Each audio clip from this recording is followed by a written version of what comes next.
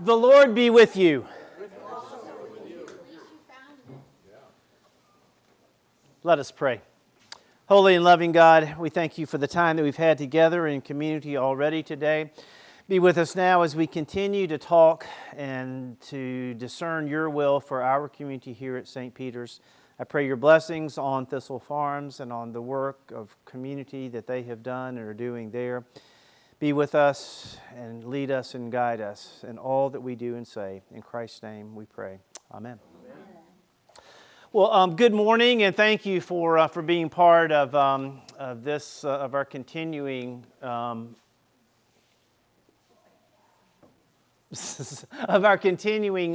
conversations around life together and on community. Today and I think next Sunday is also a time when I want to take a look at a couple provide you with a couple of examples of community and of the way in which community is being lived out in what I think is a unique way, and also in a way that I think is another way of helping us to think about community and inform our sense of community. And I think it builds up some of the ways in which community is so important, and also helps to illustrate how being in community and creating community, what that does, and the type of support that it offers. Now, there are lots of support, lots of ways that you can get support. As we all know, through various support groups like AA and NA and that type of thing. There are various homes and shelters for people who have been, for women or children who have been abused or have been involved in different things. So I'm not suggesting that what you're about to hear about, if you don't already know about Thistle Farms, is necessarily anything completely new, but I do think that what this woman, Becca Stevens, who is an Episcopal priest in Nashville, has done is pretty unique, and it's also not only an example of the power of community in one particular place, but how creating community and being intentional about community can then spread, because the work that Becca has led for quite a while now, more than 20 years. Has now become global. How many of you are familiar with or have heard of Thistle Farms? Okay, so a few of you. This is Becca. Becca, as I said, is an Episcopal priest who's also the chaplain at the college ministry that's part of Vanderbilt University, and I think it's called St. Augustine's Chapel. Is that right? And she's been there for some period of time also. Becca grew up in Nashville, and 25 years ago, she founded this community for women that has literally provided an ongoing pathway of healing and hope for those who've been victims of human trafficking, prostitution, and addiction. So again, this community has been going now for 25 years. And Becca's intent from the beginning was just to create a place, a community that could be healing and that could provide hope and light for women that she identified as being in significant need of that. And it didn't just come from her pie in the sky, standing in the pulpit type theology or mentality. She actually got out on the streets and saw what was going on and identified, particularly around the area of human trafficking, what a significant issue that was and was becoming back in 1997 when she formed this ministry, and how there was nothing available in many cases. Even though there were some things available for those who'd been involved in prostitution or who were addicts, there wasn't as much going on to support those who had been trafficked. As they were able to come out of that and try to regain some sense of humanity and of life again. So again, in 1997, Becca formed this ministry. She is now known as an author. She's written at least 2 books, maybe three or four. One of her books is called Love Heals. And one of the components also of Thistle Farms that you'll see in a few minutes is that there's a social enterprise component to it. And so she is now widely recognized as being a social entrepreneur, and I'll say a little bit more about that. She's invited to speak. In fact, one of the videos that's available online is her speaking at, I think it's Mercer University, to a group of business students about entrepreneurship and about how she created what's now become a fabulously successful component of Thistle Farms. She opened this home with 5 women. Again, who were survivors of trafficking, prostitution, violence, and addiction. And this came out of some of her own woundedness, and out of some of her own sense of something that she'd struggled with for a long time. She was a victim of child abuse as a young girl, not from her family, but and so she had this desire to create a community, to create a place for survivors, for victims of that type of thing, who then in many cases, unlike her, go on to be involved in prostitution, and then that has led to human trafficking and addiction and that type of thing. And so she wanted to create a space for healing, again, for healing and for hope, and for these women to be able to move on in their lives and to regain their lives. But again, the basis of this is all about how she created community. And then the social entrepreneurship part of it began by making candles. By making candles in the basement of a church. And then in 2001, that then launched the social enterprise component of Thistle Farms. I have a few things I want to just play for you and let you hear a little bit. Becca has been widely recognized and honored and has received a number of awards for her work and her leadership with Thistle Farms. And this is, she was recognized as being one of the CNN heroes that they have. So I want to let you just learn a little bit more about her through this.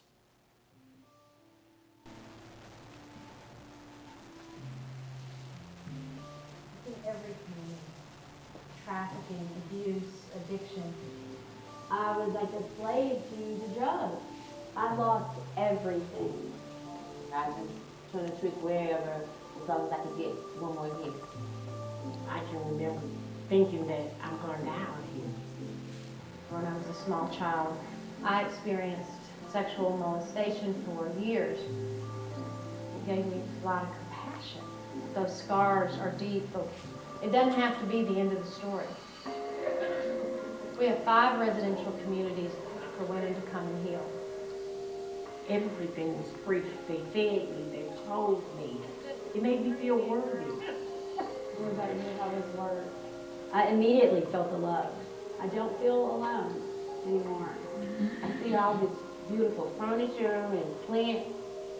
For the first time in a long time, I was reminded of what home was. We're changing who? We're changing ourselves. They didn't say, what did you do? They said, what happened to you? The women that we were serving were still dirt poor. So we created this bath and body care company. The lavender, the peppermint, it calms you. I'm working hard for my own money. And it feels wonderful. It's just giving love. I got 20 years clean because I got a lifeline 19 years ago. You know what I'm saying? What you got out of me last night. Somebody showed me the way out, and I've been able to go and show other women the way out. What I realized is how powerful love can be for healing. Before, I was full of darkness, and now I am full of light. Now I'm capable. Now I am a conqueror. We're just a community of women helping each other.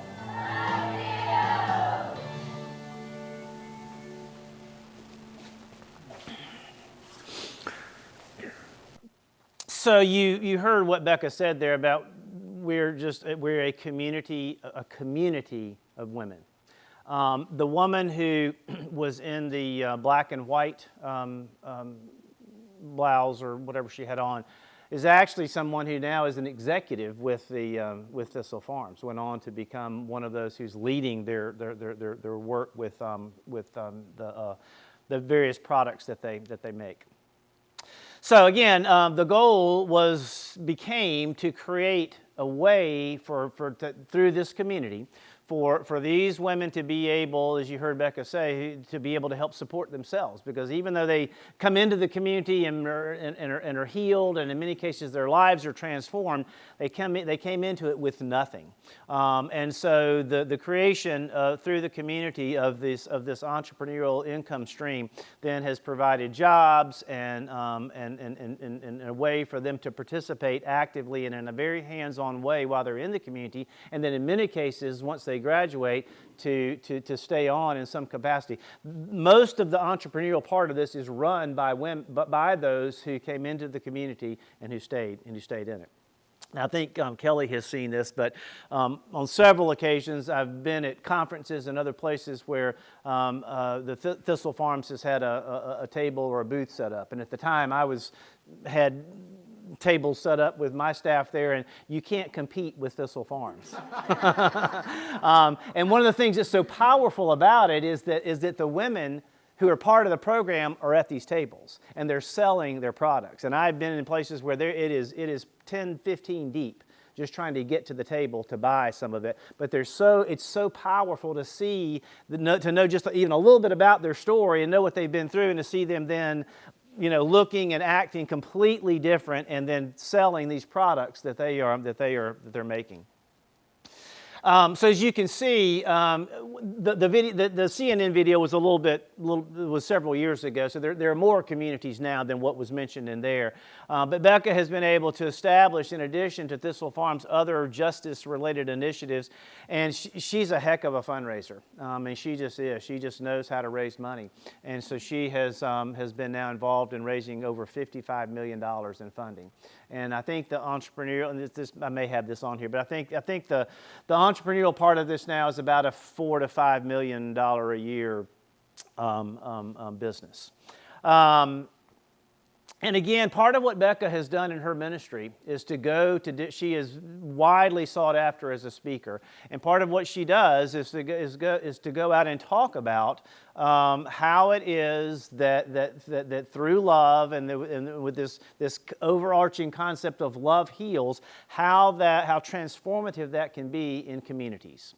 And not just, she just holds up Thistle Farms as an example of that, and of how powerful that can be in various places and in other communities. Yeah, so here, today it's about a $4 million operation that operates 6 residential houses in Nashville, other social enterprises, and there's also a cafe that's part of it in Nashville as well. I don't know if Whole Foods is still carrying their products, but I know there's been some times when Whole Foods, they were able to that was kind of the big deal when Whole Foods contracted with them to carry some of their products.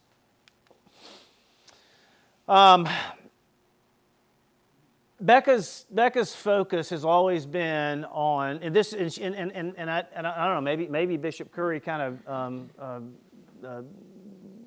pull some of his focus on love from Becca. I don't know, because I know Becca's been talking about love heals before Michael Curry became the presiding bishop. But her deal has always been that it is love and love experienced in community that is more powerful than anything else. That no matter what you've been through, that love is what will heal, but also then give you the opportunity to move beyond that. As you can see here, the residences are the communities that they build. They don't have live-in staff. They get to a point where they structure the community. There are some guidelines, but they manage themselves. And again, the whole is centered in love. There's accountability, trust, and then how it is that we grow out from beyond where we are. And I think 75% is probably. I think probably anybody would take those those numbers in any setting, given what many of these women have gone through. And then here's the woman you can see again that I was referring to earlier, who has become one of the executives. Let's play that second video.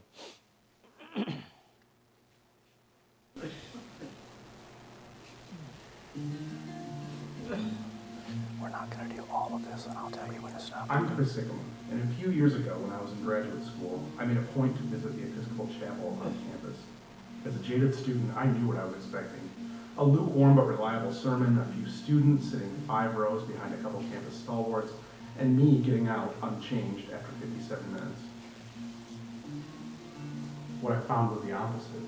A house of God with a passionate, expressive, and barefoot priest calling us to turn around in our lives and in our community, to listen for God's call and choose to follow Jesus wherever he leads. I came back to Nashville to meet with that extraordinary priest to learn about how she put that turning into practice. The Reverend Dr. Rebecca Stevens. Morning. Good morning. It's so good to be with you this morning. We're going to talk about the way of love. Bishop Curry and the Episcopal Church's 7 practices for Jesus-centered life. And we're going to start with turn today. First of all, 50,000-foot overview. What is Thistle Farms? Sure. Thistle Farms is a community for women's freedom. We began as a residential program here in Nashville, Tennessee, and then developed into social justice enterprises. Then we developed a national network, and then we developed a global network. Now more than 1,800 women around the world are part of our global marketplace. There's more than 210 beds here in the U.S. that are long-term free beds for women who are surviving trafficking, prostitution, and addiction. Behind us is a shop where they have body care products, artwork, clothing. Where did all of that come from? My theology is pretty practical. It was like, oh, we can make healing oils and candles. And I'm a priest, that's what I know how to make, right? So we started that, and it just grew and grew and grew. The idea was to achieve economic independence for women. The women needed to get out of poverty. The violence and vulnerability of poverty is one of the reasons women continue to turn toward the streets.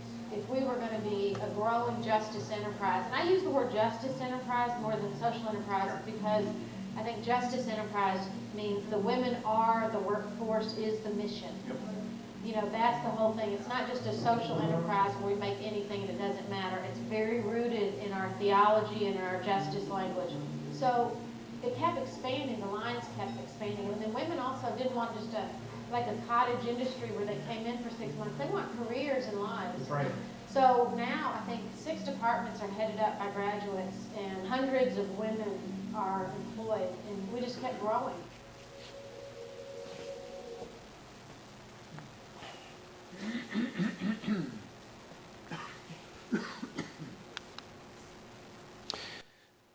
So here is something that Becca talks about in her role as a priest, an author, an entrepreneur, that she has really, as she says, tried to spend my life inspiring communities to organize and to act with love.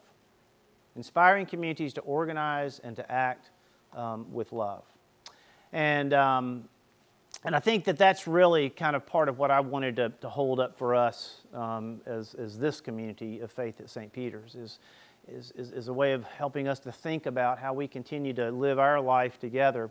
Is how do we do that in ways in which we're working to organize and to act and then to reach out with love and with the love of Christ. You know, lots of awards, lots of recognition for the work that she has she's done, and as you may have heard in the video a moment ago, and I think this is pretty unique and kind of cool. Most often when Becca is speaking, she doesn't wear any shoes, and again, it's her way of I think not only of showing solidarity but also representing the community. And showing that she is as much a part of the community as the women who come into the community. A little more focus on what we've been hearing about, that love is more powerful than anything else, and that's what can build and create a strong community.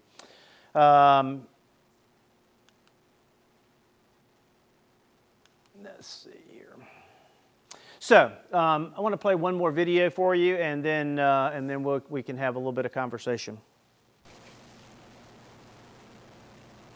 I want my life to have meaning, and I want my life to feel like it's matter. And I think that's what every human in the whole world wants, is that our life matters. Today matters, our breath matters, what we do matters, how we spend our money matters. The gift has been that I've gotten to be a part of a community that helps me remember how that matters. And so I longed early on in my life to find a community where I could make that matter. And that was the gift of Thistle Farms. The Universal Declaration.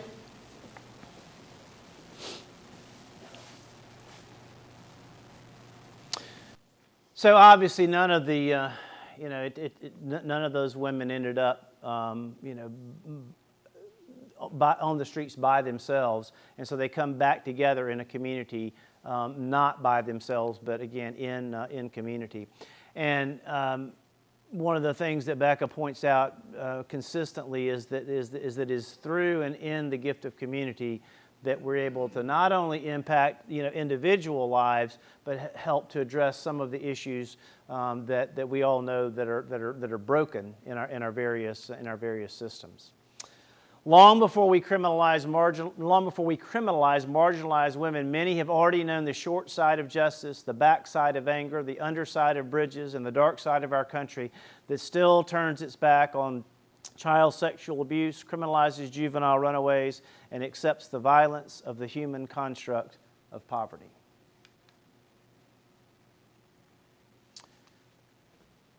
So again, I think that what Becca has done is not only admirable and wonderful, but it also provides us with a real example of the power of community and how important it is to be part of a community. It certainly is for the hundreds of women who are still part of Thistle Farms, who came into that community in a much different way and who are now helping to make it what it is, not only in Nashville, Tennessee, but also throughout the world, and as it continues to grow and to expand.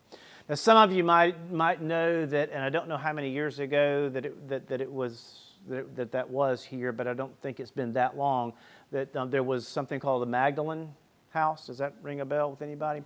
For whatever reason, I don't know why, it was not successful here. But that's one of the ways in which Thistle Farms is reaching out and trying to establish communities in other places, and is continuing to do that. So I'd love to hear some of your reaction, thoughts, questions about Thistle Farms. How does this resonate with you, Susan? What was the Magdalene House? This. This on a local level. That's one of the ways that Thistle Farms has established community in other places, is to set up these Magdalene houses. Yeah. Just please remember we're recording this. So. David, how can we help? What could we do? Could we sell their products here at St. Peter's? Well, that's a great question. Well, I mean, one of the things that we could certainly think about doing at some point is inviting Becca to come and be with us, and let her say a little bit more about the work of Thistle Farms. Again, she's a pretty sought after speaker and preacher, but that would be one of the things that we certainly could do.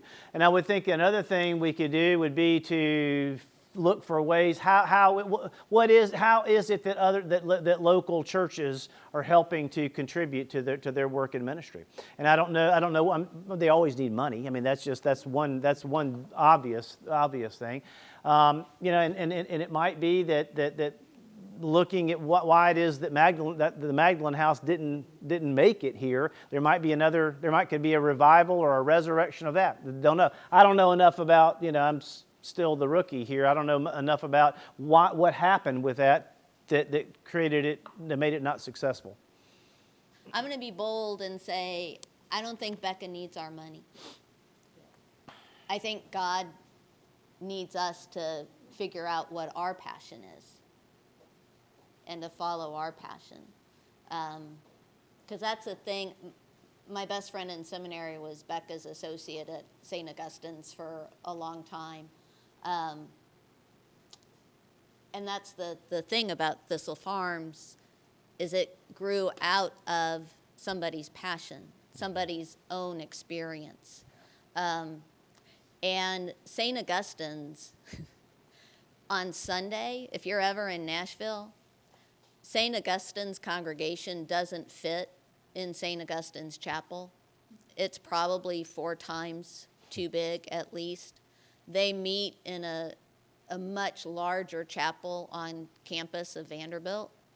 And that is the community out of which Thistle Farms originally grew.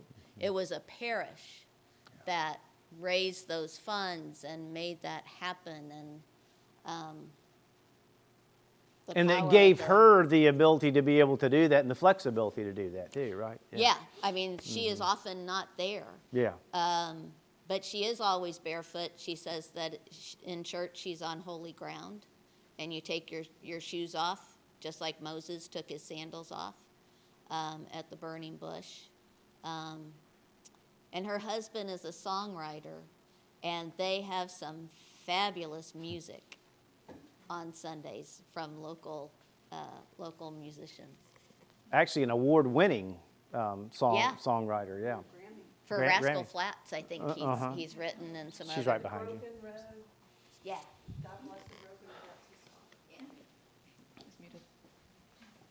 Other, Cheryl, did you? I was just going to say that the women would really, and I would too, enjoy hearing from her, because she seems like such an inspiration. And even after we hear from her, we could either sell some of their products for them to contribute, or if that's not feasible, just listening to her, some other ideas might come to us that we could pursue. Yeah. Well, and I think back to what Kelly was saying a moment ago about how, the holding up this as an example of community is a way of thinking about how through our efforts in this community, we might, build think about Haven of Grace. That this church was responsible for however many years ago, was the creation of a community that's still active and viable today, that also is centered around some of these similar type principles of, providing hope and helping to transform the lives of women who otherwise might not be able to have a whole lot. And you can buy anything you want from Thistle Farms online. Oh, okay. Yeah. I was going to say, we're meeting with Sabine in 2 weeks, and she's going to tell us about Ukraine and so forth, and Afghanistan, and we're going to see what we can do on that also Great. to get involved. Good. Other thoughts, comments, questions? Well, I hope that for those of you who did not know of Thistle Farms or Becca before today, I hope this has been helpful and has introduced you to another way that in which community is being, lived out and practiced, again, in a pretty unique way, but also in a way that has been transformative in people's lives, and didn't start off with much. Five women who weren't selling anything. It was just a desire to create community, and that's what has led to this monumental effort. How difficult is it to get her to come to be speakers? Susie, I have no idea. I know that on their website there's a place where you can go to if you want to request that she speak. I know Becca. Lisa has had some interactions with her also. I don't know whether Kelly does or not. Yeah, but I wouldn't think it would be that difficult. It might just be a while. But I'm certainly willing to reach out to her and see what that might be like for us. Yeah, I think that'd be wonderful. Ann? I'm just going to say how proud we should be of Haven of Grace. Yeah. We're in Yeah. the same business. Absolutely. changing lives. Absolutely. And honestly, I hadn't even thought about Haven of Grace in connection with this until just a few minutes ago. But you're right, and it is. And I think sometimes you tend to plant a seed like Haven of Grace, you watch it grow and develop, and then even though there's still some attention paid to it by St. Peter's, it's been a while since those seeds were planted. And so part of what I heard when I was coming here about this community was the desire to look at how it is that we could make an impact again and maybe create another type of community that was like a Haven of Grace. And so I think, again, this and Haven of Grace are examples of that. I think it's also identifying what's the need, And it's kind of like what Jesus was saying in the gospel this morning. You do it without a guarantee that it's going to work. Yeah. And it doesn't always work. No, that's right. But Yeah. you do it. Mm-hmm. Yeah. You do it. Yeah, that's right. Yeah. Mm-hmm. Yeah. All right. We went 31 minutes. Thank you all. God bless.